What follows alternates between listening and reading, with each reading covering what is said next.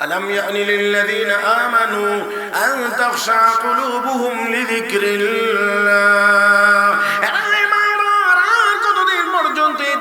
দৌড়াদৌড়ি করবা আর কতদিন পর্যন্ত গান বাজনা নিয়ে ব্যস্ত থাকবা আর কতদিন পর্যন্ত মদ পান করে মাতাল হয়ে থাকবা আল্লাহর আযাবের কথা স্মরণ করে কান্নার সময় কি এখনো আসে নাই একটু কি মনটা নরম করার সময় আসে নাই আমার ভাইয়েরা অর্ধ মাতাল অবস্থায় জবাব দিচ্ছেন বালা ইয়া রাব্বি কাদ আন বালা ইয়া রাব্বি কাদ আন বালা ইয়া রাব্বি কাদ আন প্রভু গো হ্যাঁ সময় এসেছে হ্যাঁ সময় এসেছে হ্যাঁ এসেছে দৌড় দিয়েছেন বাড়িতে মার কাছে গিয়ে বলেন মা গো ও মা এতদিন পর্যন্ত এই তারের ভিতর দিয়ে বাজনার আওয়াজ বের হইতো আজকে ওই তারের ভিতর থেকে আল্লাহর কালামের আওয়াজ বের হয়েছে মা তাও আবার প্রশ্ন করা হচ্ছে আল্লাহর আযাবের ভয়ে কান্নার সময়টা কি এখনো আসে নাই আমি এমন জবাব দিয়েছি মা বুঝতে পেরেছেন মনে হয় আমার আল্লাহ তার হেদায়েত নসিব করেছেন হাত তুলে দোয়া করেন মালিক আমার ছেলেটাকে দয়া করে তুমি কবুল করে নাও আল্লাহ এই আয়াতের তেলাওয়াত শুনাইয়া মদের আড্ডা থেকে বের করে এনে মহান আল্লাহ জগতের শ্রেষ্ঠ মুহাদ্দিস বানায়া দিয়েছে কুল্লু নাফসিন যায়িকাতুল মাউত ওয়া ইন্নামা তুওয়াফাউনা উজুরাকুম ইয়াওমাল কিয়ামাহ ফামান যুহজিহা আনিন وأدخل الجنة فقد فاز وما الحياة الدنيا إلا متاع الغرور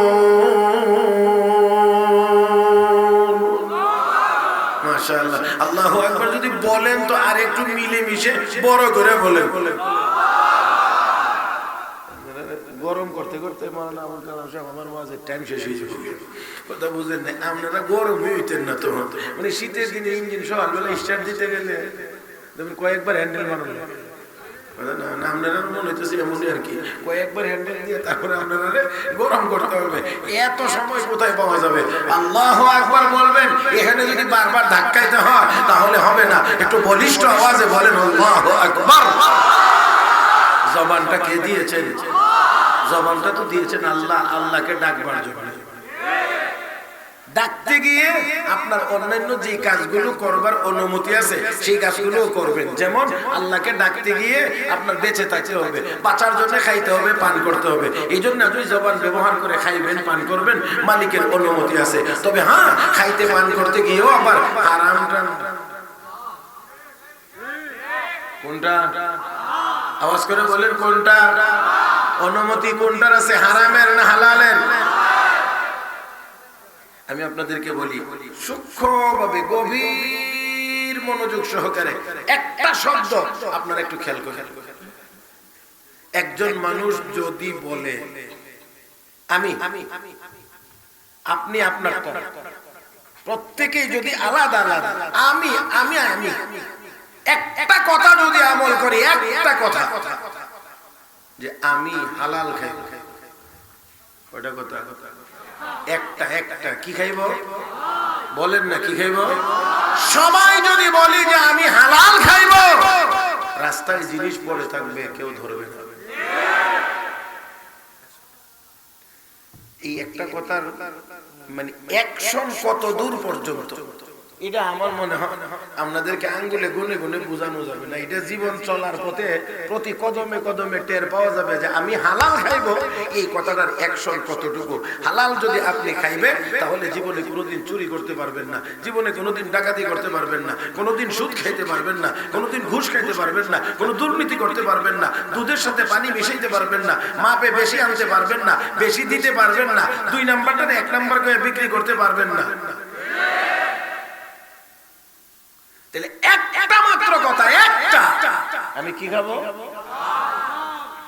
পরে থাকবে মোবাইল রাস্তা যদিও হাতে নেয় তুমি এখন মাইকে ঘোষণা দিন মোবাইল একটা হয়ে গেছে কারে আর যদি এই চিন্তা না থাকে যে আমি হালাল খাবো এই চিন্তা যদি না থাকে জানালার ফাঁক দিয়া লাঠি ঢুকাইয়া হইলো মোবাইল নিয়ে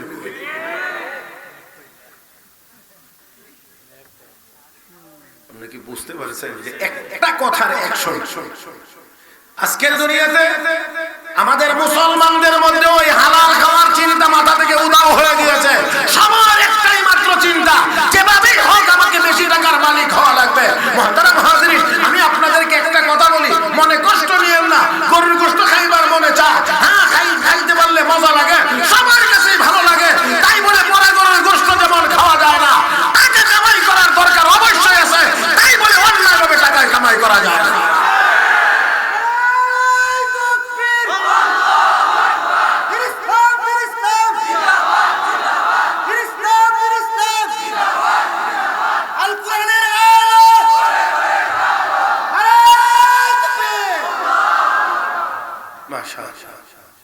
দয়া করে কেউ হাসবেন না, এটা হাসার মজলিস না।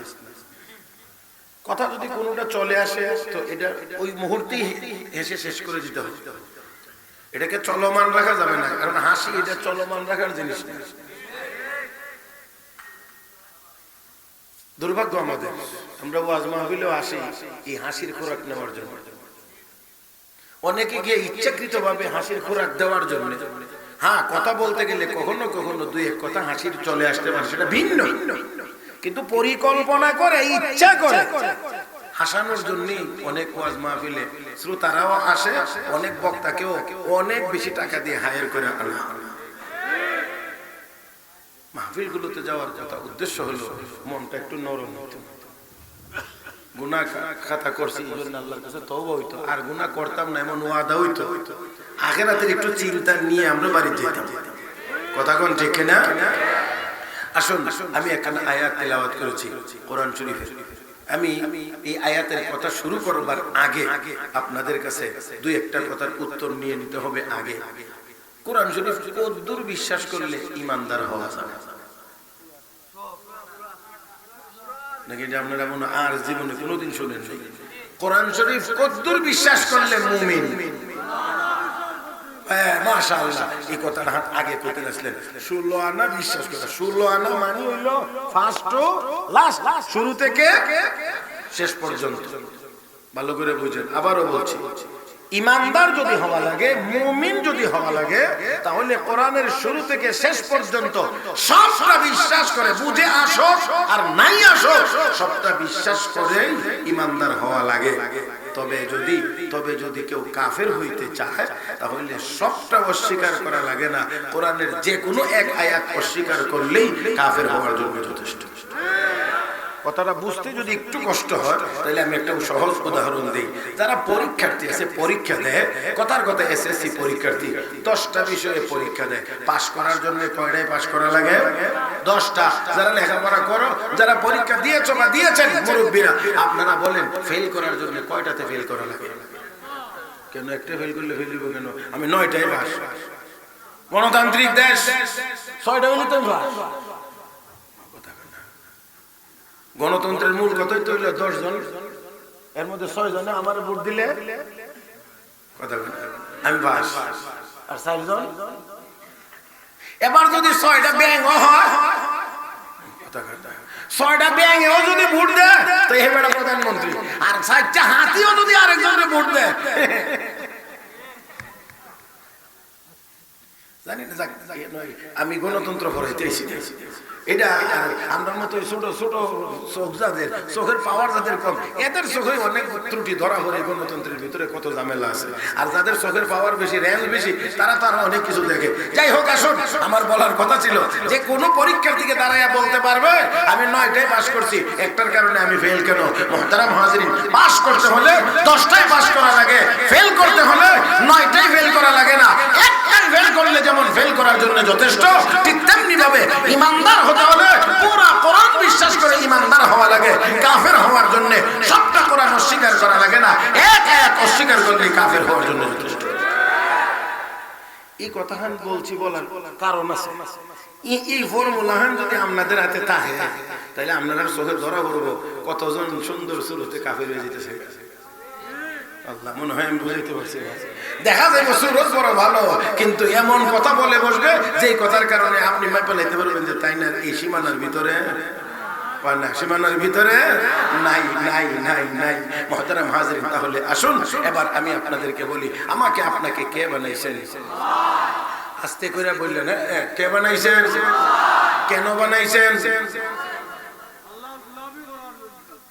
আল্লাহ বানাইছেন আল্লাহর গোলামি করার জন্য।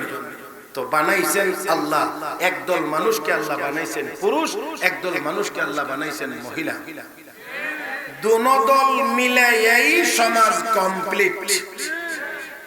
কোন সমাজে যদি শুধু পুরুষ হয় তাহলে এখানেও ঝামেলা, কোন সমাজে যদি শুধু মহিলা হয় এখানেও ঝামেলা। কি কি ঝামেলা, এটা কিছু নিজেরা বুঝে নিতে হবে, আর কিছু আমি বুঝাইতে পারবো, সবার আমি বুঝাইতে পারবো না। এখন শুধু যদি পুরুষ হয়, কোনো মহিলা না থাকে, তো বিয়ে শাদী তো করতে পারতেন না, সারা জীবন তো নিজের ভাত নিজের দেখানো লাগবে। মরিচ যদি বানানো লাগে তো এই কাম আপনার নিজেরই করুন লাগবে, কথা কয় না, এটাও আপনারই করা লাগবে। হ্যাঁ, আর যদি মহিলাও থাকে তাহলে আপনি বাইরের কামটা করবেন, ঘরের কামটা উনি করবে। তাহলে মোটামুটি ভাবে আপনি বাহিরে কাজ কাম করে গিয়ে দেখবেন আপনার খানিটা রেডি, ঠিক না? হ্যাঁ, এখন আমরা মনে করি কি না না না এনে ঘরে থাকুন যেত না, তুমিও খেতে। আমার কথা মনে আপনারা কষ্ট হইতেছে নাকি? এখন আমরা মনে করি না তুমি ঘরে বসে থাকবা কেন, তুমি আসো খেতে কাম করো। ওই না বান খেতে যদি কাম করে মহিলা তো ঘরের কাম কাটা করতে। আর আমাদের বুদ্ধিজীবী আছে যারা মাথার মধ্যে 5-7-10 মন বুদ্ধি, এই বুদ্ধিজীবীরা কয় যে এই জাতির অর্ধেক জনসংখ্যা মহিলা, এদেরকে ঘরের ভিতরে রেখে জাতীয় উন্নয়ন সম্ভব না, এজন্য তাদেরকে দিয়ে রাস্তায় মাটি কাটাইতে হবে, রাস্তায় মাটি কাটাইতে হবে, ওই উন্নয়নের জন্য ওই অফিসের চেয়ারে বসে কাজ করতে হবে। ভালো কথা, কিছুক্ষণের জন্য মেনে নিলাম, কারণ দোনোদলকে সমান করতে হবে, সমানভাবে কাজ করতে হবে, কাঁধে কাঁধ মিলিয়ে কাজ করতে হবে। কিছুক্ষণের জন্য আমিও একমত, সমানভাবে যদি কাজ করতে হয়, সমানভাবে যদি কাজ করতে হয়, কাঁধে কাঁধ মিলিয়ে যদি কাজ করতে হয়, তাহলে নাদান এই মহিলা একলা কেন 280 দিন বাচ্চার বোঝা পেটে বহন করবে, তুইও 140 দিন রাখ।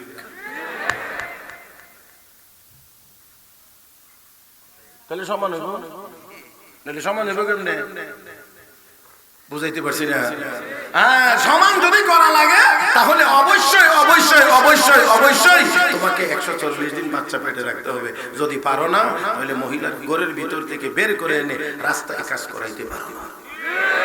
তোমার কাজ রাস্তায়, মহিলার কাজ কয় না।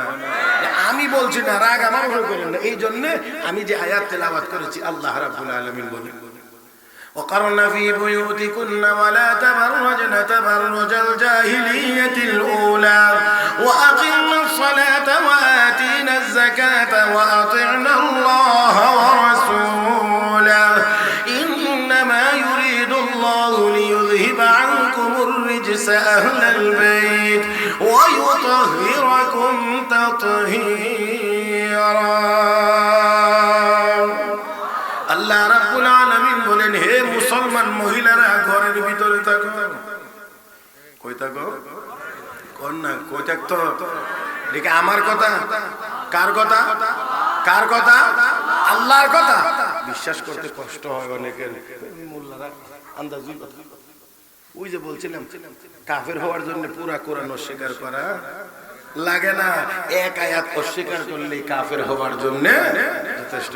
এই কথা বললে, কোরআনের এই কথা বললেও কেউ কেউ বলবে কি মোল্লা মৌলবীরা মহিলারা শুধু ঘরের ভিতরে আটকায় রাখতে চায়। আরে মোল্লা মৌলবীরা রাখতে চায় না, আল্লাহই তো বলছেন অপ্রয়োজনে বাহিরে যাইও না, ঘরের ভিতরে থাকো, তাহলে সম্মান ঠিক থাকবে। যত বেশি বাইরে বাইরেছে তত বেশি বেইজ্জতি হয়েছে। আল্লাহ, আমরা সাক্কা চিনি, সাক্কার মধ্যে টায়ার থাকে, টিউব থাকে, রিং থাকে, কোনটা বেশি নরম এর মধ্যে আমাদের জানা মতে? টিউব হইল নরম, এই জন্য এটারে রাখন লাগে দুই শক্ত জিনিসের মাঝখানে। কিন্তু এই নরমটা যদি আবার না থাকে তাহলে কিন্তু চলবে না। এই নরমটার মধ্যে বাতাস, এই বাতাসটা দিলে টাইট, তখন গাড়ি দৌড়ে, তাই না? এখন এই জন্য এখন যদি টিউবে আমারে সারা তোর চলস না টায়ার, তুই কেন খালি সবসময় বাইরে থাকবে, আমিও একটু বাইরে যেতাম। আল্লাহ, আমি বুঝাইতে পারছি। টায়ার তুই শুধু বাহিরে বাহিরে থাকবে, আমিও যাব। এবার যদি সেই দাবি অনুসারে টিউব রেন একটু বাইরে দেওয়া হয়,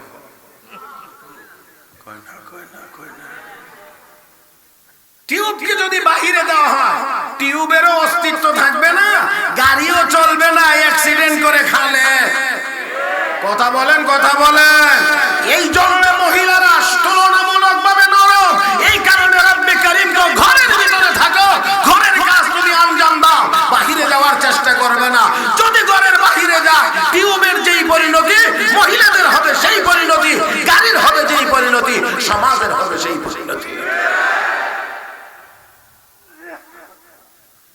আল্লাহ রাব্বুল আলামিন তাই বলেন, ওয়াকারনা ফি বুয়ুতিকুম। কই থাকতো? একটু কই থাকতো? ঘরে থাকতো।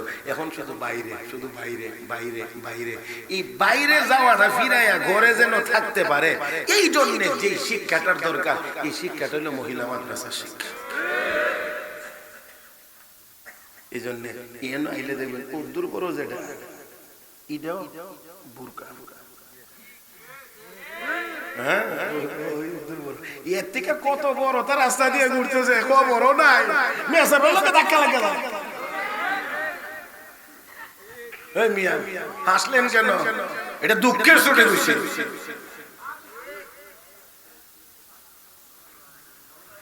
সবাই তো অন্য যে হানি দেখলে কিছু না কিছু একটু আল্লাহ। এখন উদ্দূর পর্যন্ত কে আর করে না, কোনো চিন্তাই নেই, কোনো চিন্তাই নেই এই অবস্থা। আর এই জায়গা থেকে আমরা পৌঁছে গিয়েছি। মনে রাখতে হবে, মনে রাখতে হবে, মনে রাখতে হবে। নেককার মা থাকবে তো নেককার সন্তান প্রোডাকশন হবে, নেককার মা থাকবে না তো নেক সন্তানের আশা করা যায় না। আল্লাহর রাস্তে মাফ করে দিবেন। আমি সবাইকে বলছি না, অবশ্যই অধিকাংশদের ক্ষেত্রে এমনটাই। আল্লাহর রাস্তে আমি আপনাদেরকে বলছি, মনে কষ্ট না নেবেন না। আজকে একটা সময়ে মহিলারা, মা বোনরা পর্দার ভিতরে থাকতেন, শাড়ি কাপড় ছোট হইলেও 8-9 হাত দিয়েই নিজেকে ঢেকে রাখতে পারছেন, পর পুরুষ দেখে নাই। আর এখন 16 হাত হইলে কোমরে ফেসায়া সব শেষ করে হলা, মাথাও খালি থাকে, পেটও খালি থাকে, ফিটও খালি থাকে। যার কারণে এখন আর শাইখে গাজীনগরী হওয়া যায় না, এখন আর শাইখে কাতিয়া পাওয়া যায় না, এখন আর হবিগঞ্জের মুহাদ্দিস সব সহজে পাওয়া যায় না। আমার ভাইয়েরা, সেই জন্য আসুন, যত বেশি মহিলারা পর্দার ভিতরে থাকবে, তত বেশি হায়া লজ্জা সমাজের ভিতরে থাকবে, সন্তান নেককার সন্তান জন্ম নেবে। আর যখন মা বোনরা পর্দাবিহীন থাকবে না, বেপর্দা হবে, পেটে বাচ্চা নিয়ে মার্কেটে ঘোরাফেরা করবে, সারাদিন বসে বসে টেলিভিশন দেখবে আর মোবাইল দেখবে, ওই পেটের ভিতর থেকে আব্দুল কাদের জিলানী জন্ম হবে না, ওই বাবা করিয়া বাকুর গাজা করে জন্মগ্রহণ করবে। আমি আজকে খুব বেশি লম্বা সময় আপনাদেরকে কষ্ট দেব না, একজন মহিলার কথা শোনাবো, এর ভিতর দিয়ে আমার ওয়াজ শেষ আজকে। একজন মহিলার কথা শোনাবো, একেবারে আমার দিক তাকায়া খেয়াল করে শুনবেন, খুব ধীরে সুস্থে। অন্যান্য সময় যদি কোনো অনেক কইয়াও থাকি, খুব স্পিডে কইছে, আজকে আস্তে আস্তে আস্তে আস্তে আস্তে আস্তে। আজকে টান টান বেশি দেওয়ার নিয়ত নাই, ওটা কথা খালি করতে। কি সভাপতি সাহেব চলবো নি? হ্যাঁ, আচ্ছা, অনুমতি পাইছি। আমার দিক আপনারা ডাইন বাম তাকাইলে আমার ওয়াজ বাধাগ্রস্ত হয়, আর যদি সোজা তাকায়া থাকেন তাহলে আমি আশা করি যে কথাগুলো একটু খেয়াল করে আপনারা শুনতে পারবেন। মুহতারাম হাজিরিন, জগৎ বিখ্যাত মুহাদ্দিস হযরত আব্দুল্লাহ ইবনুল মুবারক রাহমাতুল্লাহি আলাইহি, প্রসিদ্ধ মুহাদ্দিস, বহুত বড় আল্লাহর ওলি। এই লোকটা জাহান্নামের পথে চলতেছিল, আল্লাহ যেন হাতে ধরে কই, তুই যাস কই, এদিকে। আমরা অনেক সময় কই না, রাস্তা দিয়ে হাঁটে, চিনা জানা থাকলে, এই তুই এদিকে কই যা,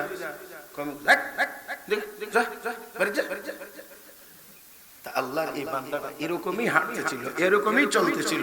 আল্লাহ কুদরতি হাতে ধইরা, তুই কই ওইদিকে কই যাস, ওইদিকে কই যাস, এদিক থেকে এইদিকে, আমি তোকে যুগের শ্রেষ্ঠ মুহাদ্দিস বানাইব। হযরত আব্দুল্লাহ ইবনে মুবারক রাহমাতুল্লাহি আলাইহি জীবনের প্রাথমিক অবস্থায় মদ পান করতেন, গান গাইতেন, দোতারা তিনতারা বাজায়। একটার সাথে আরেকটা সম্পর্ক ভালো আছে, এই জন্য নিয়মিত যারা টেলিভিশন দেখে, নাটক সিনেমা দেখে, এদের মধ্যে কিছুদিন পরেই মাশাআল্লাহ না বুঝলে নাই, সব কি আর আমি একেবারে আপনাদের গুলাইয়া দিতে পারবো? কিছু বুঝে নিতে হবে, বুঝে নিটা আল্লাহর ফজল করমে এখনো পর্যন্ত, সেই জন্য আমি বলি এখনো পর্যন্ত আল্লাহর ফজল করমে আমাদের মাদ্রাসার কোনো শিক্ষক, কোনো ছাত্র, কোনো মুহতামিম, কোনো সহকারী, মসজিদের ইমাম, মুয়াজ্জিন, খতিব, তারাবির ইমাম, ঈদগার ইমাম, কোনো একটা মিয়া সাহেবের হাতে আজও পর্যন্ত একটা মদের বোতল পাওয়া যায়নি। কষ্ট হইতেছে, কথা বুঝেননি আমার? সে আল্লাহর বান্দা হযরত আব্দুল্লাহ ইবনে মুবারক রাহমাতুল্লাহি আলাইহি মক্কা শরীফে হজ করলেন। হজের পরে ওনার মনে হইছে একটু হজ তো করলাম, হজ তো কাবা শরীফ তওয়াফ, সাফা মারওয়ার মধ্যে দৌড়াদৌড়ি, তারপরে আরাফা, মিনা, মুজদালিফা, তো মক্কা শরীফ তো সবটা দেখা হলো। আচ্ছা একটু ঘুরে ঘুরে দেখি তো এই মক্কা শরীফটা কেমন, কারণ এটা তো পৃথিবীর শ্রেষ্ঠতম জায়গা। এখানে একটা কথা আছে, ছোট্ট কথা, সূক্ষ্ম কথা। আমরা যে এখন আছি জমিনে, জমিনের উপরে, এটাকে বলা হয় জাহরুল আরদ, জমিনের পিঠ। আর মানুষ মারা যাওয়ার পরে যে দাফন করা হয় এই কবর, এটা হলো বাতনুল আরদ, জমিনের পেট। কথা বুঝছেন? এখন আমরা আছি জমিনের পিঠে, মরলে যাব পেটে। এই পিঠের দিক দিয়ে মক্কার দাম বেশি, পেটের দিক দিয়ে মদিনার দাম বেশি। পিঠের দিক দিয়ে কেন মক্কার দাম বেশি? ইন্না আওয়ালা বাইতি ওয়াদিআ লিন-নাস লাল্লাযী বিবাক্কাতা মুবারাকান ওয়া হুদাল লিল-আলামিন ফীহি আয়াতুন বাইয়িনাতুন মাকামু ইব্রাহিম ওয়া মান দাখালাহু কানা আমিনা ওয়া লিল্লাহি আলান-নাসি হিজ্জুল বাইত মান ইসতাতাআ ইলাইহি সাবিলা ওয়া মান কাফারা ফাইন্নাল্লাহা গানিয়্যুন আনিল আলামিন।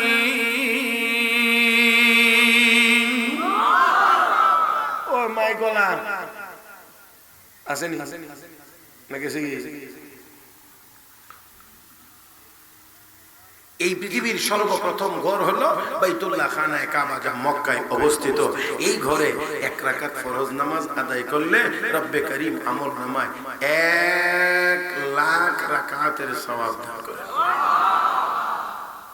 তো এই ঘরটা মক্কায় অবস্থিত, এই জন্য জমিনের পিঠের দিক দিয়ে মক্কার দাম বেশি।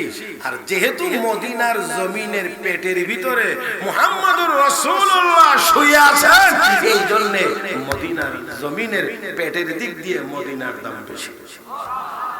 এই কারণে কবি বড় সুন্দর করে বলেছেন, রাহে মেরা মাসকান, রাহে মেরা মাসকান হাওয়ালি কাবা, বনে মেরা মদফন দিয়ারে মদিনা। জমিনের উপরের ঘরটা যেন আমার কাবা শরীফের আশেপাশে হয়, আর মরার পরে আমার দাফনটা যেন মদিনাতে হয়, রাসূলের শহরে হয়। ভাইরা, এটা এক আবেগ, এক অনুভূতির জায়গা। আমার মনে হয় এটা ভাষাগত দিক দিয়ে না বোঝানো যাবে না বোঝা যাবে। যদি আপনার সেই অনুভূতি থাকে, তাহলে অবশ্যই আপনি সেই আলোকেই, সেই আঙ্গিকে বোঝার চেষ্টা করবেন। মক্কা কোন জিনিসের নাম, মদিনা কোন জিনিসের নাম, এটা আমার মনে হয় শুধু শব্দগত ভাবে বোঝানো সম্ভব না। যদি বুঝতে হয় তাহলে এখানে যাইতে হবে, গেলেই বুঝবেন যে কোন জায়গার নাম। আল্লাহ আপনাদেরকে বারবার যাওয়ার তৌফিক দান করেন, আপনাদেরকে বারবার যাওয়ার তৌফিক দান করেন। যাক, আমি কথা অনেক বলে ফেলেছি। হযরত আব্দুল্লাহ ইবনে মুবারক রাহমাতুল্লাহি আলাইহি বলছিলাম না, 2 তারা 3 তারা বাজায় গান একদিন বেশি পরিমাণ মদ পান করে ফেলেছেন, মাথা আউলায় গেছে, 2 তারা হাত থেকে ছুটে কোথায় চলে গেছে কোনো খোঁজ খবর নাই। কিছুক্ষণ পরে যখন হুঁশ ফিরে আইছে, তখন আবার 2 তারাটা কাছে আনছে, এনে এবার বাজানোর চেষ্টা করছে, বাজে না, বাজে না, বাজে না। আবার চেষ্টা করছেন, বাজে না, মেরামত করছেন, বাজে না, চেষ্টা অব্যাহত আছে। এক পর্যায়ে তিনি দেখতে পান, শুনতে পাইলেন, বাজানোর চেষ্টা করছে, এখন আর বাজনার আওয়াজ বের হয় না, আল্লাহর কালামের আওয়াজ বের হয়। আর একটু মহব্বতের সাথে বলেন, আল্লাহর পক্ষে অসম্ভব না সম্ভব? ওই তারের ভিতর থেকে এখন আর বাজনার আওয়াজ বের হয় না, আমার আল্লাহর কালামের তিলাওয়াতের আওয়াজ বের হয়। চিৎকার মেরে কোন আল্লাহু আকবার। কোরআনের তিলাওয়াতের আওয়াজ শুনেন, কি আওয়াজ হচ্ছে? আলাম ইয়ানি লিল্লাযীনা আমানু আন তাখশা কুলুবুহুম লিযিকরিল্লাহ। কতদিন পর্যন্ত এদিক ওদিক দৌড়াদৌড়ি করবা? আর কতদিন পর্যন্ত গান বাজনা নিয়ে ব্যস্ত থাকবা? আর কতদিন পর্যন্ত মদ পান করে মাতাল হয়ে থাকবা? আল্লাহর আযাবের কথা স্মরণ করে কান্নার সময় কি এখনো আসে নাই? একটু কি মনটা নরম করার সময় আসে নাই? আমার ভাইয়েরা অর্ধ মাতাল অবস্থায় জবাব দিচ্ছেন, বালা ইয়া রাব্বি কাদ আন, বালা ইয়া রাব্বি কাদ আন, বালা ইয়া রাব্বি কাদ আন। প্রভু গো, হ্যাঁ সময় এসেছে, হ্যাঁ সময় এসেছে, হ্যাঁ এসেছে। দৌড় দিয়েছেন বাড়িতে, মার কাছে গিয়ে বলেন, মা গো, ও মা, এতদিন পর্যন্ত এই তারের ভিতর দিয়ে বাজনার আওয়াজ বের হইতো, আজকে ওই তারের ভিতর থেকে আল্লাহর কালামের আওয়াজ বের হয়েছে। হ্যাঁ মা, তাও আবার প্রশ্ন করা হচ্ছে, আল্লাহর আযাবের ভয়ে কান্নার সময়টা কি এখনো আসে নাই? আমি এমন জবাব দিয়েছি, মা বুঝতে পেরেছেন। মনে হয় আমার আল্লাহ তার হেদায়েত নসিব করেছেন। হাত তুলে দোয়া করেন, মালিক আমার ছেলেটাকে দয়া করে তুমি কবুল করে নাও। আল্লাহ এই আয়াতের তেলাওয়াত শুনাইয়া মদের আড্ডা থেকে বের করে এনে মহান আল্লাহ জগতের শ্রেষ্ঠ মুহাদ্দিস বানায়া দিয়েছে। তিনি আবার ইমাম আযম আবু হানিফা রাহমাতুল্লাহি আলাইহির ছাত্র হওয়ার সৌভাগ্য অর্জন করেছেন। আল্লাহ ওনাকে ইমাম আযম আবু হানিফার ছাত্র বানায় দিয়েছেন। মুহতারাম হাজিরিন, শেখ আব্দুল্লাহ ইবনে মুবারক রাহমাতুল্লাহি আলাইহি এবার মক্কায় গিয়ে ঘুরছেন, খুঁজছেন, দেখছেন। আর এমন সময় দেখেন একজন মহিলা সুতি কাপড়ের ওড়না দিয়ে পেঁচায়া একেবারেই শরীরটা দেখে এমন ভাবে বসা আছে, পোশাকে আশাকে দেখে শুধু কদ্দুরই বোঝা যায় যে একজন মহিলা, আর কিছুই বোঝা যায় না। আমরা ছোট সময় দেখছি কোন পুরুষ মানুষ দেখলে মহিলার রাস্তা থাকলে আস্তে করে সাইডে এমন ভাবে তারা বুঝবার কোনো কায়দা নেই, এখানে বুঝছে উদ্ধার হয়েছে একজন মহিলা। এখন মাশাআল্লাহ কি এর মুরব্বি আর কি এর মেয়া সাহেব আর কি এর জোয়ান আর কি, মহিলার হাত লাগানো দেখলে বোঝা যায় রাস্তা সাইডে দিয়ে আমি নিচে দেখি। হাসছেন না, খালি ঠিক বললেন না। এই ঠিক বলে বলে আর কতদিন পার করবেন? একটু কি সংশোধন করার দরকার না? আসুন না সবাই একটু চেষ্টা করি, একটু সংশোধন করার, একটু চেষ্টা করি। আল্লাহ আমাদের সবাইকে তৌফিক দান করুন। মুহতারাম হাজিরিন, হযরত আব্দুল্লাহ ইবনে মুবারক রাহমাতুল্লাহি আলাইহি এই অবস্থা দেখে শুধুমাত্র গিয়ে সালাম দিলেন, আসসালামু আলাইকুম ওয়া রাহমাতুল্লাহ, শুধু সালাম দিলাম। এখন সালামের জবাব তো হলো ওয়া আলাইকুম আসসালাম ওয়া রাহমাতুল্লাহ, কিন্তু আল্লাহর বান্দি জবাব দেন সালামুন কাওলাম মির রাব্বির রহিম। আরে বলতো ওয়া আলাইকুম আসসালাম, না কয়ে কো সালামুন কাওলাম মির রাব্বির রহিম। একটু দৃষ্টি আকর্ষণ করছে। হযরত আব্দুল্লাহ ইবনে মুবারক বলেন, ও মহিলা, তুমি এখানে কি করো? তুমি এখানে কি করো? মহিলা জবাব দেয়, মাইয়ুদলিলিল্লাহু ফামা লাহু মিন হাদ। আল্লাহ যদি কাউকে গুমরা করে দেন, পথভ্রষ্ট করে দেন, তাহলে তাকে আর পথ দেখানোর কেউ। আমরা এটাও বুঝি যে সব মালিক, সব ক্ষমতা, সব পাওয়া কার হাতেও?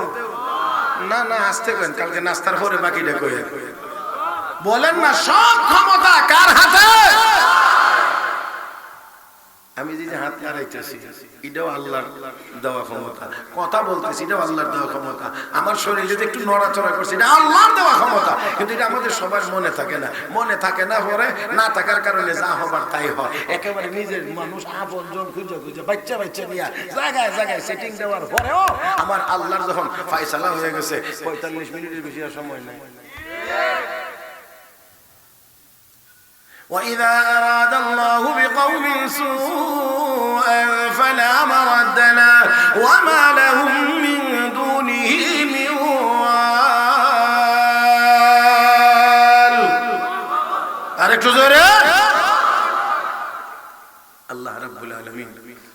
সব ক্ষমতার একক মালিক, যারে যদ্দুর দিয়ে যারে যদ্দুর দেন এ উদ্দুরই পায়। দেখবেন অনেক মানুষ জোয়ান মাথার মধ্যে 1.5 মনোজনের বোঝা লইয়া দৌড়াইয়া যাইতেছে গা, এর সময় বয়সী হই আর একজন যুবক খালি জানটা লইয়াই হাঁটতে পারতেছে না অসুস্থতার কারণে। আল্লাহ বুঝাইয়া দেন, আল্লাহ বুঝাইয়া দেন, এই কি নিয়ে নাড়াচাড়া করছ, দেখছ না তোর মতো এটা দেখছ না যে একটু হাঁটতে পারতেছে না। মাহতারাম হাজিরিন, এই কথাগুলো যেন আমাদের ভিতরে থাকে যে সবকিছুর একমাত্র মালিক। মহিলা যখন বলছে এখানে কি করো, আল্লাহ যদি কাউকে পথ ভুলাইয়া দেয় তাহলে পথ দেখানোর আর কেউ নাই। হযরত আব্দুল্লাহ ইবনে মুবারক রাহমাতুল্লাহ আলাইহি বুঝলেন যে আমি বুঝতে পারছি মহিলাটা রাস্তা ভুলে এখানে এসে পড়েছে। এটা তখনকার সময়ও রাস্তা ভুলার কিছু সম্ভাবনা ছিল। আর নবী 1500 বছর আগে উম্মতকে কি শিখাইছেন? হাজী সাহেব যারা আছেন, উলামায়ে কেরাম যারা আছেন, তারা একটু গভীরভাবে চিন্তা করলে আপনারা দেখবেন যে আল্লাহ রাসূল হজ এবং উমরার দোয়াটা কি, ইহরামের পরে যে দোয়াটা বলা লাগে, আল্লাহুম্মা ইন্নী উরিদুল হজ্জ ফায়াসসিরহু লি ওয়া তাকাব্বালহু মিন্নি। আল্লাহ আমি হজের নিয়ত করছি, আমার জন্য সহজ করে দাও, কবুল করে নাও। এই জন্য এজেন্সি ওয়ালারাও যত হাজি আছে, যত সবক পড়ায় শিখা, এর মধ্যে এটা হইলো মানে আরবি না হলে খালি বাংলা করেন যে আল্লাহ সহজ করে দাও, কবুল করে নাও, আল্লাহ সহজ করে দাও, কবুল করে নাও। এই যে দোয়া 1500 বছর আগে যখন আল্লাহর নবী হজ করছিলেন সব সাহাবায়ে কেরামকে নিয়ে, তখন মাত্র 1.25 লক্ষ সাহাবায়ে কেরাম ছিলেন। হাজী সাহেব 1.25 লাখ, হাজী সাহেব 1.25 লাখ হাজী এই পুরা মক্কার এরিয়ার ভিতরে, তত বেশি কোনো কিছুই না। কিন্তু তারপর আল্লাহর নবী এই দোয়া উম্মতকে শিখাইলেন, ফায়াসসিরহু লি, আল্লাহ আমার জন্য সহজ করে দাও, আমার জন্য সহজ করে দাও। আমার কাছে মনে হয় যেন আল্লাহর নবীর সামনে এই 2024 সালের বা 20 সালের বা 18 সালের 16 সালের বা 2000 সালের পরের এই দৃশ্যটা যেন আমার নবীর চোখের সামনে আল্লাহ তুলে ধরেছিলেন। আর এই জন্য দেখে বলছিলেন 35-40 লাখ মানুষ একখানে হইব রে, এটা খুব ধাক্কা হইব, ঝামেলা হইব। এই জন্য উম্মতের দোয়া শিখাই গেছেন, তুই আল্লাহর কাছে দোয়া কর, আল্লাহ ফায়াসসিরহু লি, আল্লাহ আমার জন্য সহজ করে দাও। আল্লাহ যদি সহজ না করে দেন, বুড়াটা না জোয়ানটাও গিয়ে ঠিক মতো হজ করতে পারবে। আর আমাদের দেশে অনেক মুরব্বী আছে সোজা বাংলাদেশে আসতে পারে না, এবারে মক্কা মদিনা ঘুরে কি কালা হাতরের ভিতরে মুখটা বড় সমাটা দিচ্ছে, আসলে খান্দা তো যেতেছে। আলহামদুলিল্লাহ সুম্মা আলহামদুলিল্লাহ, আল্লাহ আমার ভৌবান্য হয়েছে, গিয়ে দেখছি কি অবস্থা। ঠিক মতো একটা কোণে যদি লাগে, কিছু লোক আছে আমরা উপরে দেয় 1 ফুট উপরে থাকে মাথা, এমনি দেখুন কথা বুঝেন না। এটি যখন যাইবার মনে চায় তখন যে সুজা যাওয়া শুরু করে কোনাকুনি, এর ভিতরে যদি কেউ একটু মানে ডিস্টার্ব হতে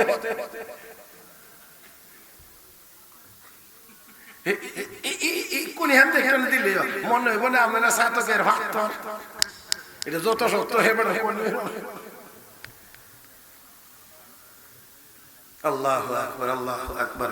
আবারও দোয়া করছি আল্লাহ যেন আপনাদেরকে হজ্জ বাইতুল্লাহ বারবার নসিব করেন। এটা এমন এক জায়গা গেলেই যাইতে আরো মনে চায়, আরো মনে চায়, আরো মনে চায়, আরো মনে চায়। ওয়া ইয জাআলনা বাইতা মাসাবাতান লিন-নাসি ওয়া আমনা, ওয়া ইয জাআলনাল বাইতা মাসাবা, এই যে মাসাবা শব্দটা আল্লাহ কয় এই কাবা ঘরকে মাসাবা বানাইছে। মাসাবার এক ব্যাখ্যা হলো এটা বারবার আসার জায়গা। আপনারা আমার আজকে বুঝতেছেন না লাগে না, মাসাবা হলো বারবার আসার জায়গা। আল্লাহর ঘর মসজিদ এটা বারবার যাইবার জায়গা, যত যায় তত মজা, যত যায় তত মজা। মসজিদে গিয়ে কারো বিরক্ত লাগে না, এসি অফিসেও বারবার গেলে দূর মেরে বাইরে যাইতে যাইতে আর ভালো লাগে না, কিন্তু মসজিদে গিয়ে কেউ কথা কয় না আর মসজিদে আইতে ভালো লাগে না। আল্লাহ মজা আছে, ও মজা আছে, এই মজাটা হয়ে নিলে অন্য হানের মজা আর মজা লাগে না। এটা যে কি মজা যারা হয়েছে হেরা লেগে জিগায় বলে কি মজা। আমরা কজুরে করেছিল একবার আমের জুরির সামনে দাঁড়ায় আম খাইতেছে, তো আরেকবার কিনবার লাগি যায় আর কি, তো জিগাই তো যে আম টেঙ্গা না মিঠা, টেঙ্গা করি না টেঙ্গা না মিঠা, তো এখন মিঠা হইলে কিনবে গিয়া ভাই আম যে খাইতেছ টেঙ্গা না মিঠা, মুখের ভেংসি দেখলে যেতে পারো না। টেঙ্গা গেলে মুখের একটা ভেংসি আছে না, তো কামড় দিলেই তো মুখের চেহারা কাটিং হয়েছে আরেক রকম। তো এই জন্য আল্লাহর ইবাদতের ভিতরে কি মজা আছে, যারা ইবাদত করতেছে তাদের কাছে গিয়ে জিজ্ঞেস করে। আসুন এবার হযরত আব্দুল্লাহ ইবনুল মুবারক রাহমাতুল্লাহি আলাইহি জিজ্ঞেস করেন, ও আল্লাহর বান্দি, তুমি এখানে কয়দিন যাবত বসা আছো? প্রশ্ন কিন্তু স্বাভাবিক ভাষা, আর যখনই প্রশ্ন করা হয় আল্লাহর বান্দি উত্তর দেন আল্লাহর কালামের তেলাওয়াতের মাধ্যমে। আরো জোরে আল্লাহর বান্দি আবার কোরআনের আয়াত তেলাওয়াত করে জবাব দেন, সালাসা লায়ালিন সাওয়িয়া। কয়দিন? 3 দিন যাবত আমি এখানে বসে। আমি জিগাই এমনি, উত্তর আসে তেলাওয়াতের মাধ্যমে। শুনবেন তো খেয়াল করে ইনশাআল্লাহ। হ্যাঁ, হযরত আব্দুল্লাহ ইবনুল মুবারক রাহমাতুল্লাহ আলাইহি যেমনি কথা জিগা উত্তর আসে কোরআনের তেলাওয়াতের মাধ্যমে। এমন এই জায়গার মধ্যে তো একটু না একটু আকর্ষণ লাগারই তো কথা রে। আমি বলি এমনি, আল্লাহর বান্দা কোরআনের আয়াত তেলাওয়াত করে আমার সব কথার জবাব দিচ্ছে। এখন জিগা ও আল্লাহর বান্দা, তোমার বাড়ি কোথায়? কোথায় তোমার বাড়ি? দেখেন এবার মহিলা উত্তর দেন, সুবহানাল্লাযী আসরা বিআবদিহি লাইলান মিনাল মাসজিদিল হারাম ইলাল মাসজিদিল আকসা আল্লাযী বারাকনা হাওলাহু লিনুরিয়াহু মিন আয়াতিনা ইন্নাহু হুয়াস সামিউল বাসীর। হযরত আব্দুল্লাহ ইবনে মুবারক বুঝতে পারছি মহিলার বাড়ি বাইতুল মুকাদ্দাসের এখানে ফিলিস্তিন, হজের জন্য আইছিল মক্কা শরীফ। আমি আবার বললাম, ও মহিলা, 3 দিন পর্যন্ত তুমি এখানে বসা, কিন্তু তোমার কাছে খাওয়ার কোনো জিনিস দেখা যায় না, পান করার কোনো জিনিসও তোমার কাছে দেখা যায় না। তুমি কি খাও, কি পান করো? আল্লাহর বান্দি তখন জবাব দেন, আতিমুস সিয়ামা ইলাল লাইল। আল্লাহ, রোজা কোন সময় পর্যন্ত? রাত পর্যন্ত। মানে তার মানে বুঝাই দিলেন সে কি দার,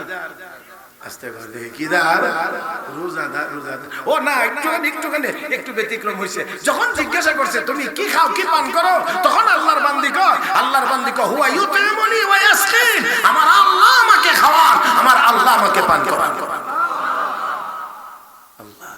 এখন আচ্ছা ঠিক আছে, আল্লাহ খাওয়ান, আল্লাহ পান করান, তো তোমার ওযু টযু করা লাগে না? তো ওযু করতে হলে তো পানি লাগে, তো ওযু কেমনে করো? আল্লাহর বান্দা কোরআনের আরেক আয়াত পড়ে জবাব দেন যে ফাইল্লাম তাজিদু মান ফাতায়াম্মামু সাঈদান তাইয়্যিবা, পানি যদি না পাও পবিত্র মাটি দিয়ে তায়াম্মুম করে নাও। এখন হযরত আব্দুল্লাহ ইবনে মুবারক, আচ্ছা ঠিক আছে নাও, আমার কাছে কিছু খাবার আছে, হ্যালো কিছু খানি আছে। মহিলা কো আতিমুস সিয়ামা ইলাল লাইল, আল্লাহ কইছে রোজা রাত পর্যন্ত পূর্ণ করো। তার মানে রোজাদার, আমি রোজাদার, এখন দিনের বেলা কিছু খাইতে পারবো না। একটু জোরে একবার আল্লাহু আকবার কোন তো। এটা কেমন মহিলা?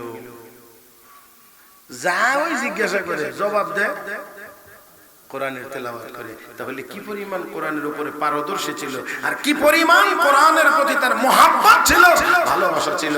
আল্লাহু আকবার। এবার হযরত আব্দুল্লাহ ইবনে মুবারক রাহমাতুল্লাহি আলাইহি এবার থেকে বলতে শুরু করলেন, ও আল্লাহর বান্দি, হজের সফরে রোজা তো মানে রমজান মাসের রোজাও সফরের কারণে পরিবর্তন করে রাখার সুযোগ আছে, এখন ভেঙে লাইলেও পরে রাখার সুযোগ আছে। আর এখন তুমি হজের সফরে, এখন আর তোমার কি কিসের ইজাবার কোন রোজা? তখন আল্লাহর বান্দা কো ওয়া আনতাসুমু খায়রুল লাকুম ইন কুনতুম তা'লামুন, তারপরেও যদি তোমরা রোজা রাখা নাও তাহলে এটাই তোমাদের জন্য ভালো। হযরত আব্দুল্লাহ ইবনে মুবারক রাহমাতুল্লাহ আলাইহি এখানে ভিন্ন চিন্তার কোনো কারণ নাই, তার কথা এবং জবাবের কারণে হযরত আব্দুল্লাহ ইবনে মুবারক তার সাথে আরো কথাগুলো বলছেন যে আমি কিভাবে বলি আর মহিলা কিভাবে উত্তর দেয়। এবার মহিলাকে হযরত আব্দুল্লাহ ইবনে মুবারক রাহমাতুল্লাহ আলাইহি বলেন, আমি তোমাকে আমার মতো করে জিজ্ঞেস করি, তুমি জবাব দাও কোরআনের তিলাওয়াতের মাধ্যমে ব্যাপার কি? আল্লাহর বান্দী তখন জবাব দিয়ে বলেন, মা ইয়ালফিযু মিন কাওলিন ইল্লা লাদাইহি রাকীবুন আতীদ। তোমরা যা মুখ দিয়ে উচ্চারণ করো, যা জবান দিয়ে বের করো, ফেরো সংরক্ষণকারী ফেরেশতারা তা লিপিবদ্ধ করে রাখে। ও মুসলমান, যা বলি না কেন, যা কিছুই করি না কেন, সব লেখা নাই না আছে? সব লেখা আছে। এই জন্যে আমি আপনার মতো কথা বলি না। হযরত আব্দুল্লাহ ইবনুল মুবারক রাহমাতুল্লাহি আলাইহি এবার ডাক দিয়ে বলেন, আল্লাহর বান্দী, তোমার বংশ পরিচয় কি? তোমার বাড়িঘর কোথায়? বংশ পরিচয় কি? হযরত আব্দুল্লাহ ইবনুল মুবারক এই কথা বললে আল্লাহর বান্দী কোরআনের আরেক আয়াত পড়ে জবাব দিলেন, আল্লাহর বান্দীকে যখন বলছে তোমার বংশ পরিচয় কি, আল্লাহর বান্দী কো লা তাফু মা লাইসা লাকা বিহি ইলম, যেই বিষয়ে তোমার জানা নাই, অবগত নাই, এই বিষয়ে তুমি আর আলাদা করে কিছু জানবার চেষ্টা করিও না। এই বিষয়ে জানার দরকার নাই। হযরত আব্দুল্লাহ ইবনুল মুবারক রাহমাতুল্লাহি আলাইহি এবার বলেন, ঠিক আছে, সরি, ভুল হয়ে গেছে। হযরত আব্দুল্লাহ ইবনুল মুবারক যখন এই কথা বললেন, ঠিক আছে, আমি আর এই কথা বলবো না, আর এই সম্পর্কেও খোঁজ নেব না, ক্ষমা করে দেন। আল্লাহর বান্দী কোরআনের আরেক আয়াত তেলাওয়াত করে জবাব দিয়ে বলেন, লা তাসরিবা আলাইকুমুল ইয়াউম ইয়াগফিরুল্লাহু লাকুম, তোমার বিরুদ্ধে কোনো অভিযোগ নাই, আল্লাহ যেন তোমাকে মাফ করে দেন। চিৎকার মেরে কোন আল্লাহু আকবার। আমার ভাইয়ের হযরত আব্দুল্লাহ ইবনুল মুবারক রাহমাতুল্লাহি আলাইহি এবার বললেন, ও আল্লাহর বান্দী, তুমি যদি যাইতে রাজি থাকো, আমার উট আছে, উটের পিঠে উঠাইয়া আমি তোমাকে তোমার কাফেলা পর্যন্ত পৌঁছাইয়া দিতে পারি। তুমি কি যাইতে রাজি? আল্লাহর বান্দী এই কথার জবাব দেন কোরআনের আরেক আয়াত তেলাওয়াত করে, ওয়া মা তাফআলু মিন খাইরি ইয়ালামুহুল্লাহ, তোমরা যত ভালো কাজ করো না কেন, সব কাজের খবর কে রাখে? তার মানে আমি বুঝে গেলাম আল্লাহর বান্দী উটের পিঠে উঠে যাইতে রাজি আছে। আমি এবার উট যখন নিয়ে আসলাম, উট বসায় দিলাম এবং বললাম, আল্লাহর বান্দী উটের পিঠে উঠে যাও। তখন উঠবার জন্য আল্লাহর বান্দী যখন প্রস্তুতি নিচ্ছে, তখন আমাকে লক্ষ্য করে বলছেন, কুল্লিল মুমিনিন ইয়াগুদ্দু মিন আবসারিহিম। এই আয়াত তেলাওয়াত করে আমাকে বুঝায় দিলেন, আয়াতের ভিতরে আল্লাহ রাব্বুল আলামিন বলেন, হাবিব, আপনি আপনার উম্মত ইমানদার পুরুষদেরকে জানায় দিন, তারা যেন দৃষ্টিকে নিচের দিকে রাখে। বোঝাইয়া দিলেন কি, ও আল্লাহর বান্দা, আমি উটের পিঠে উঠবো, আমি মহিলা মানুষ, তুমি আমার দিকে তাকিয়ে থাকবে না, তুমি দৃষ্টি নিচের দিকে রাখো। হযরত আব্দুল্লাহ ইবনুল মুবারক বলেন, আমি নিচের দিকেই তাকিয়ে রইলাম। মহিলা উটের পিঠে উঠতে গিয়ে উট একটু মেজাজ গরম করে দৌড় দিলে মহিলাটি পড়ে গেছে, একটু ব্যথা পাইছে। মহিলা ব্যথা পাইয়া তার প্রতিক্রিয়া ব্যক্ত করছে, আমাদের মতো হাউ মাউ করে কেঁদে ফেলেন নাই। মহিলা ডাক দিয়ে কয়, মা আসাবাকুম মিন মুসিবাতিন মা আসাবা মিন মুসিবাতিন ফাবিমা কাসাবাত আইদিকুম, যত বিপদে আপদে পড়ো এটা সবগুলো তোমাদের হাতের কামাই। আমি আবার বললাম, আল্লাহর বান্দী একটু অপেক্ষা করো, আমি উটটাকে এবার নিয়ে আসি, শক্ত করে বেঁধে দেই। নিয়ে আসলাম, সুন্দর করে বসায় দিলাম, এবার বেঁধে দিলাম। আল্লাহর বান্দীকে এবার বললাম, এবার গিয়ে ওঠেন। এখন আল্লাহর বান্দী গিয়ে উঠছেন, আমিও সামনে উঠলাম। উট দাঁড়াইছে, এখন মহিলা বাহনে ওঠার দোয়া পড়ে, সুবহানাল্লাযী সাখারা লানা হাযা ওয়া মা কুন্না লাহু মুকরিনিন ওয়া ইন্না ইলা রাব্বিনা লামুনকালিবুন। এই দোয়া পড়ছে, এটা বাহনে চড়বার দোয়া। এই দোয়া পড়ছে, আমিও সামনে। এবার উট চালাইতে লাগলাম। উট চালাইতে গিয়ে আমি এখন জোরে জোরে জোরে জোরে চিৎকার করি, আমি জোরে জোরে চিৎকার করি, উট দ্রুত গতিতে চলে। আল্লাহর বান্দি আমার পিছন দিক থেকে আমাকে লক্ষ্য করে নসিহত করতেছেন কোরআনের আয়াত তিলাওয়াতের মাধ্যমে। ওয়াকসিদ ফি মাশিক واغضض من صوتك إن أنكر الأصوات لصوت الحمير। ও আল্লাহর বান্দা, গতি একটু কমাও, চিৎকারের আওয়াজও কমাও। আওয়াজের মধ্যে নিকৃষ্ট আওয়াজ হলো গাধার আওয়াজ, জোরে জোরে চিৎকার বেড়ে ওঠে। আমি আওয়াজ কমাইলাম, গতিও কমাইলাম। এখন আমি একটু গুনগুন করে শের আশার পড়তেছি আর উট চালাইতে আছি। আল্লাহর বান্দি পিছন দিক থেকে আমাকে আবার নসিহত করে বলেন, ফাকরাউ মা তায়াসসারা মিনাল কুরআন। গুনগুন করে শের পড়ার দ্বারা কোনো ফায়দা নাই, কোনো সওয়াব নাই। আল্লাহর কোরআন থেকে যতটুকু জানো তা তেলাওয়াত করো, তেলাওয়াত করলে সওয়াব হবে। এই কথা বললে হযরত আব্দুল্লাহ ইবনুল মুবারক রাহমাতুল্লাহি আলাইহি স্তম্ভিত হয়ে বললেন, আল্লাহর বান্দি গো, তুমি তো বড় সৌভাগ্যবান, ভাগ্যবতী একজন মহিলা।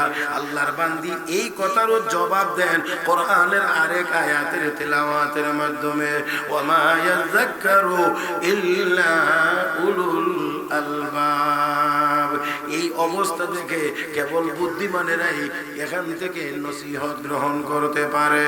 এবার আমি জিজ্ঞেস করলাম, ও আল্লাহর বান্দি, তোমার কোনো স্বামী আছে নাকি?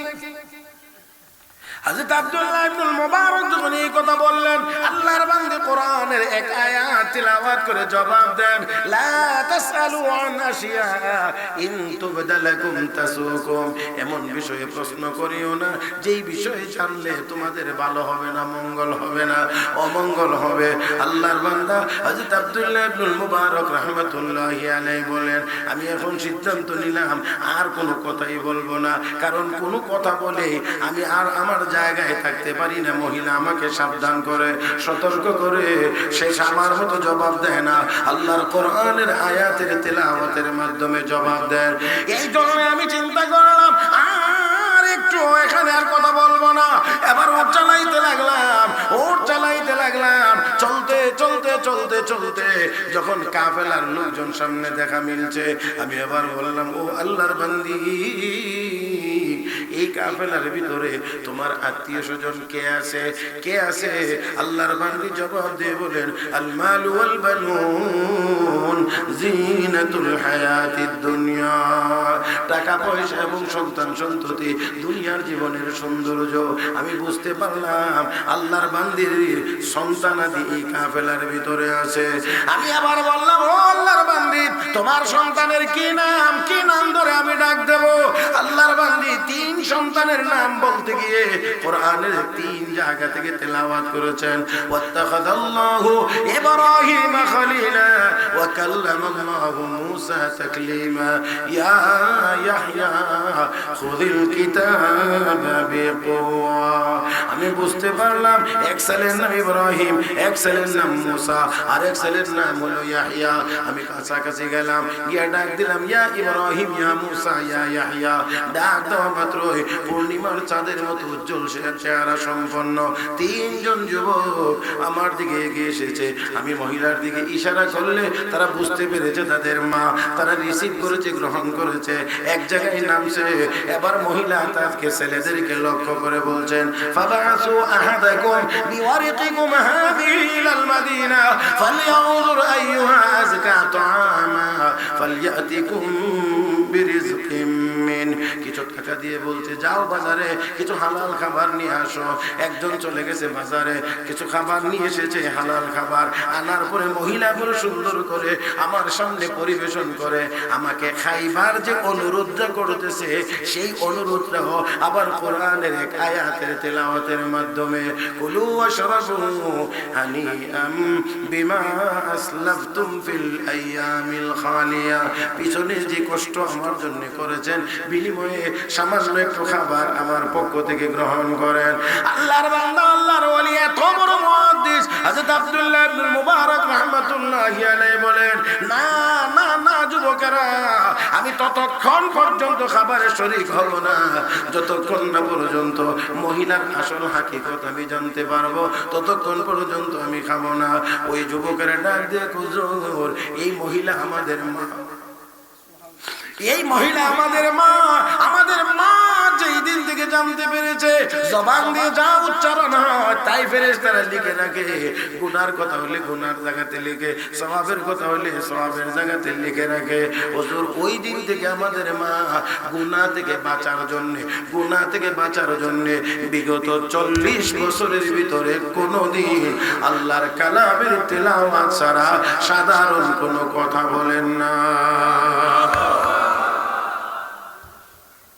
40 বছরের ভিতরে কোনদিন স্বাভাবিক কোন শব্দ উচ্চারণে কথা বলে নাই। যখনই যা দরকার হয় তখনই কোরআনের আয়াতের তেলাওয়াতের মাধ্যমে তার এই সমস্যার সমাধান করেন। এবারে মনটাকে উজাড় করে দিয়ে একটু বড় আওয়াজে বলেন তো আল্লাহু আকবার। ও ভাইয়েরা, এটা কোন মহিলা? এটা কোন মহিলা? আর আমাদের দেশের মহিলারা যদি এখন এত কথা জিজ্ঞাসা, এত হায়াত পড়বে তো দূরের কথা, সুবহানাল্লাহ, নামাজ পড়তে যে সুরা লাগে ইডিওতে জিজ্ঞানো যায় না, ইডিওতে পারে না। আরে বহুত জটিল সমস্যা। মুহতারাম হাজরিন, ওই মহিলা কি পরিমাণ কোরআন শিখছে, কোরআনের ইলম কি পরিমাণ ছিল, কি পরিমাণ তার কোরআনের তেলাওয়াত ছিল, কি পরিমাণ কোরআনের প্রতি তার মহব্বত ছিল। মুহতারাম হাজরিন, তাহলে এবারে আসেন এই কোরআন আমাদের মেয়েদেরকেও শেখানোর দরকার নাই না আছে? আওয়াজ করে আওয়াজ বলে নাই না আছে? আমার ভাইয়েরা, আমার বন্ধুরা, তাহলে আসুন এই কোরআন যদি আমাদের মেয়েদেরকেও শিখাইতে পারি, নেককার বানাইতে পারি। মনে রাখতে হবে আজকে আপনার কোলে যে মেয়েটা, এই মেয়েটা কিন্তু ভবিষ্যতের মা। আজকে যে মেয়েটা আপনার মেয়ে, এটা কিন্তু ভবিষ্যতের মা। আজকে এই মেয়েটাকে যত সুন্দর করে মা হিসেবে গড়ে তুলতে পারবেন, ভবিষ্যতে গিয়ে ততই বেশি নেককার আওলাদের আশা আপনি করতে পারবেন। তাহলে আসেন আমরা আমাদের মেয়েদেরকে কোরআন হাদিস শিখায়া আমরা যোগ্য মা হিসেবে গড়ে তুলি। আল্লাহ যেন তৌফিক দান করেন, জোরে বলি আমিন। মুহতারাম হাজরিন, কথা লম্বা করব না, তবে দোয়ার আগে দয়া করে কেউ উঠবেন না, দয়া করে কেউ উঠবেন না। আমি সময় দেব না, আমি আপনাদের কাছে বিরক্ত করব না। মাওলানা নুরুল হক নবীগঞ্জি দামাত বারাকাতুম ওয়াজও করেছেন, সান্দাও করেছেন। আমি কদ্দুর কথা বলছি বাঙ্গাসরা, আর সান্দা টান্দা এখন আমি বেশি আমি পারিও না, আর বেশি করিও না, আর মেজাজও এখন নাই।